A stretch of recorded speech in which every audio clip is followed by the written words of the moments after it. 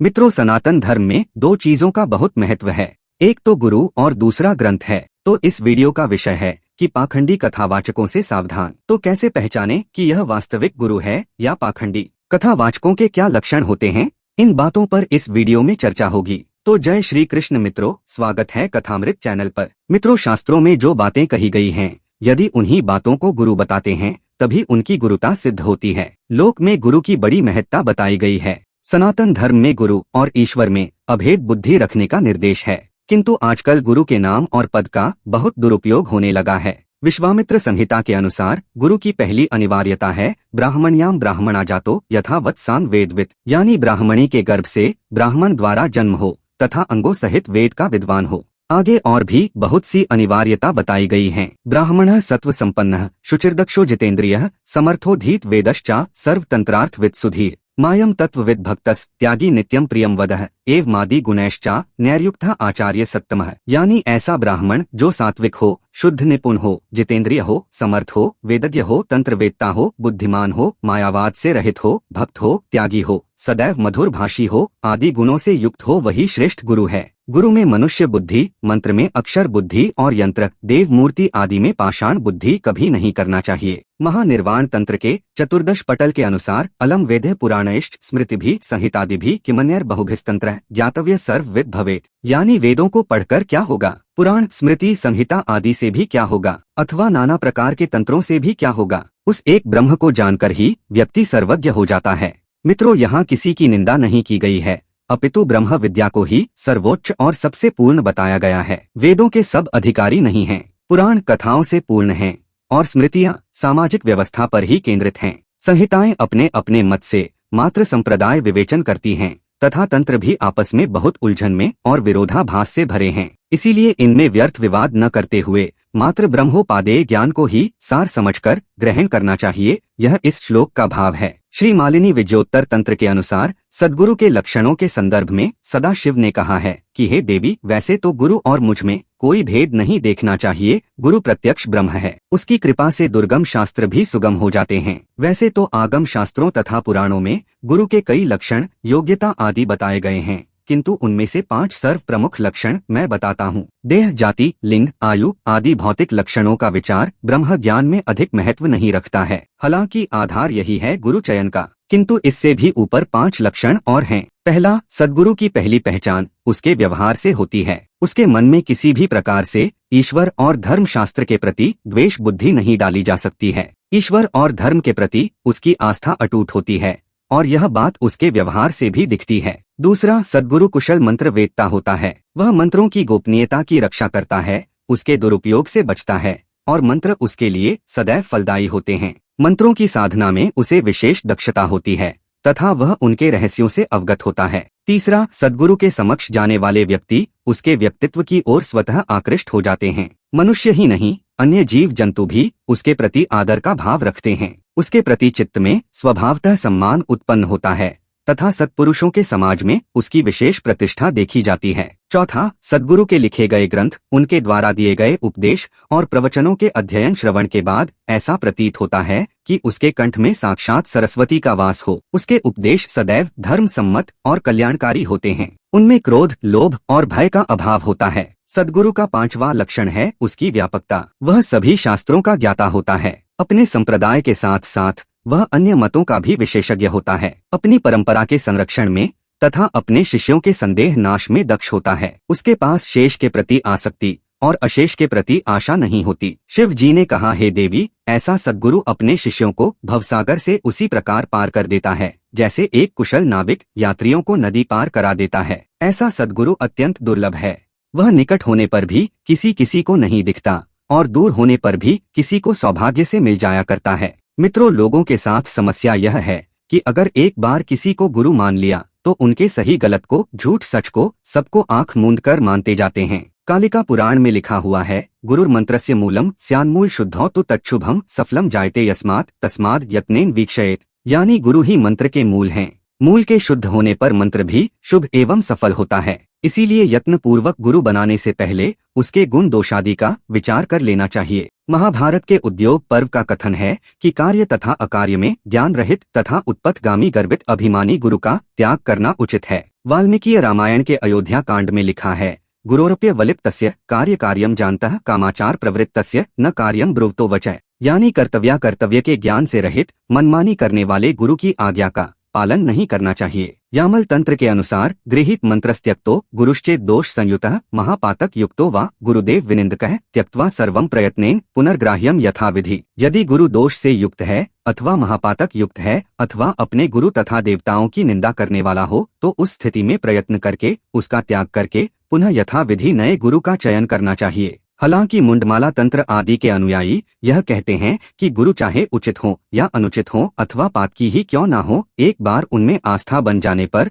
अविश्वास नहीं करना चाहिए, क्योंकि गुरु में दोष दर्शन की प्रवृत्ति वाला व्यक्ति अन्य योग्य गुरुओं में भी दोष दर्शन करेगा। अतएव गुरु के ऊपर विश्वास की हानि न होने दें। तो इस मत का विस्तृत परिमार्जन आगम तत्व विलास के अनुसार स्कंद पुराण एवं यामल तंत्र में इस प्रकार किया गया है कि यदि गुरु दोष से युक्त है अथवा महापातक युक्त है अथवा अपने गुरु तथा देवताओं की निंदा करने वाला हो तो उस स्थिति में प्रयत्न करके उसका त्याग करके पुनः यथाविधि नए गुरु का चयन करना चाहिए, क्योंकि जो स्वयं ब्रह्म ज्ञान से रहित हो वह शिष्य को ब्रह्म बोध कैसे करा सकता है। भला कहीं तैरने में असमर्थ पाषाण भी किसी के पार गमन का निमित्त बनेगा। यदि कोई अपने आप को गुरु कहता है या कथावाचक उद्घोषित करता है, व्यासपीठ पर बैठकर ग्रंथ में उल्लिखित मर्यादाओं के विरोध में कोई बात कहता है, तो निश्चय ही वह ग्रंथ का अपराध कर रहा है या व्यास अपराध कर रहा है, एवं साथ ही अपने श्रोताओं को विपरीत दिशा की ओर अकल्याणकारी मार्ग की ओर उत्प्रेरित कर रहा है। अनेक पुराणों में, तंत्र शास्त्रों में ऋषि महर्षियों के बीच जो संवाद हुए, लोक कल्याणकारी उपदेश का आदान प्रदान हुआ, उसे ही आचार्य परंपरा से प्राप्त करके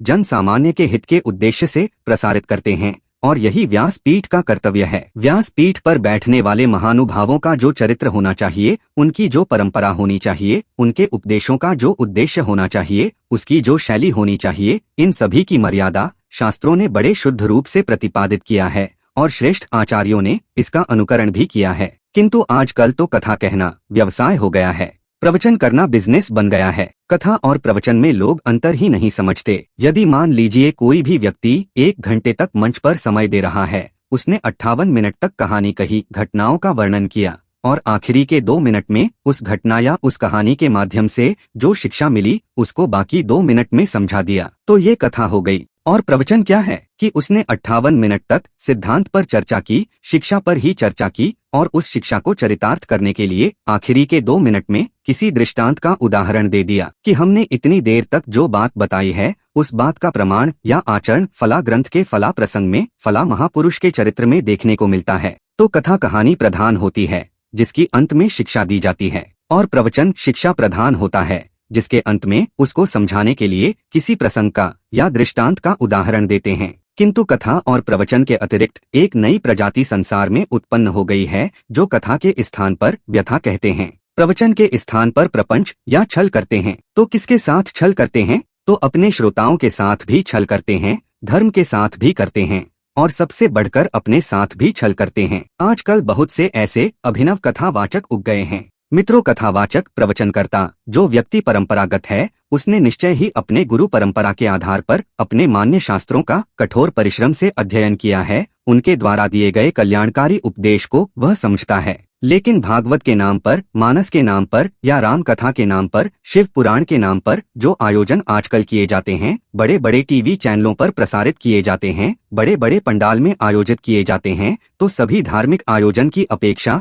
एक तरह का मनोरंजन या ड्रामा के समान होता जा रहा है। अपने आप को बहुत श्रेष्ठ विचारक, बहुत ही उदार बुद्धि दिखाने के चक्कर में ये लोग धर्म की ऐसी हानि कर रहे हैं कि ये लोग स्वयं तो भ्रमित होते ही हैं, बल्कि ग्रंथों की बातों का अनुचित या विकृत अर्थ समाज के लिए प्रस्तुत करते हैं। देखने में तो लगता है कि ये धर्म की ही बात कर रहे हैं, लेकिन स्मरण रहे कि कुल्हाड़ी में जो लकड़ी लगती है, देखने में वो भी लकड़ी ही लगती है। कुल्हाड़ी की बेंत लकड़ी की ही बनती है, किंतु उसका उद्देश्य वृक्षों का संहार करना होता है। ऐसे ही धर्म गुरुओं के भेष को धारण करने वाले, धर्म ग्रंथों के नाम पर अपने कार्यक्रम आयोजित कराने वाले ऐसे लोग देखने में तो धर्म के ही रक्षक लगते हैं, धर्म के ही प्रचारक प्रतीत होते हैं, किंतु वास्तव में इनका उद्देश्य और इनके प्रवचन का परिणाम धर्म की हानि के रूप में ही परिलक्षित होता है और अनाधिकार से ग्रस्त, सर्वविध दोषों से युक्त और सबसे बढ़कर प्रज्ञाहीनता के निम्नतम स्तर पर भी जो व्यक्ति बैठा हुआ है, वह अपना पेट पालने के चक्कर में अपने आप को वह बहुत बड़े वक्ता के रूप में समाज में प्रस्तुत कर रहा है।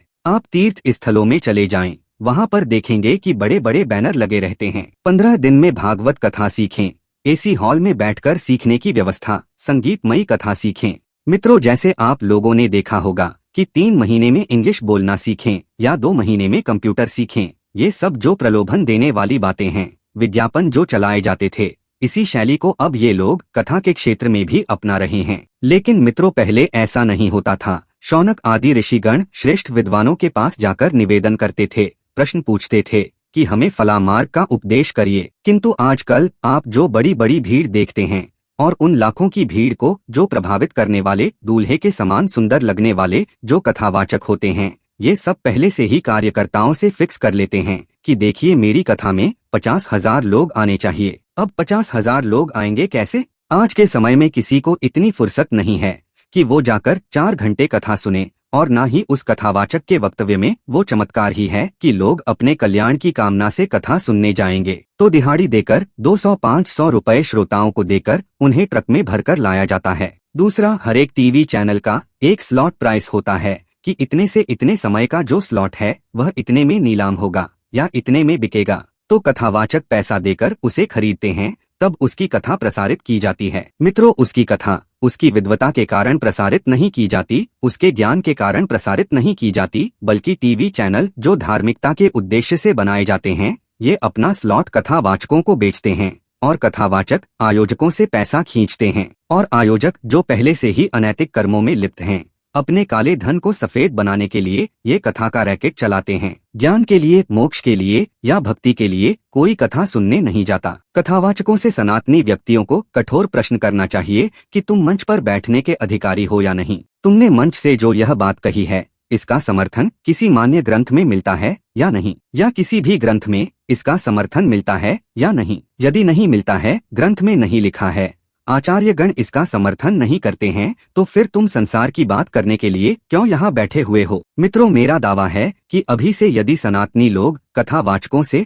उनकी बकवास का प्रमाण मांगने लगें, तो कल से ही इनकी दुकान बंद हो जाएगी। जो लोग वास्तव में आचार्य परंपरा से पढ़कर अपने परिश्रम से शास्त्र की सेवा करके आगे आए हैं, उसके मुख से कभी भी शास्त्र विरुद्ध बात नहीं निकलेगी। कुछ लोग ग्रंथों को ही नकली बता देते हैं, मिलावटी बता देते हैं या प्रक्षिप्त बता देते हैं, और कुछ लोग जो ग्रंथ को मिलावटी नहीं भी कहते, उनकी कथा में 3 से 4 घंटे के समय में 2-3 घंटे तो संसार की बात करेंगे और अपनी संस्थाओं का प्रचार प्रसार करते हैं। टीवी चैनल में जिनकी कथा आती है, उनसे आप फोन पर बात करेंगे तो आपको पता चलेगा कि प्रत्येक घंटे की दक्षिणा इतनी होगी, 5 स्टार होटल में रुकने की व्यवस्था होनी चाहिए, इतने सुरक्षाकर्मी, इतने टीवी मीडिया वाले होने चाहिए, इतनी गाड़ियों का काफिला होना चाहिए। तो मित्रों, ये सब क्या है? प्रपंच ही तो है। यही तो धर्म का व्यवसायीकरण है। विरक्त भाव से कथा कहने वाले लोग नहीं हैं, बल्कि फैशन परस्त कथा कहने वाले और सुनने वाले लोग अब बढ़ गए हैं। पाखंडी कथावाचक वे होते हैं जो धर्म और आध्यात्मिकता का दिखावा करके लोगों को ठगते हैं। वे मीठी बातों से और आडंबर पूर्ण व्यवहार से भक्तों का विश्वास जीतते हैं। अक्सर वे अपनी छवि को चमकाने के लिए चमत्कारों का दावा भी करते हैं। उनके प्रवचन में सत्य और नैतिकता कम, दिखावा और स्वार्थ ज्यादा होता है। वे धन, प्रसिद्धि या शक्ति के लिए धर्म का दुरुपयोग करते हैं। उनके जीवन में उनके उपदेशों का कोई वास्तविक पालन नहीं होता। वे भौतिक सुखों में और विलासिता में लिप्त रहते हैं।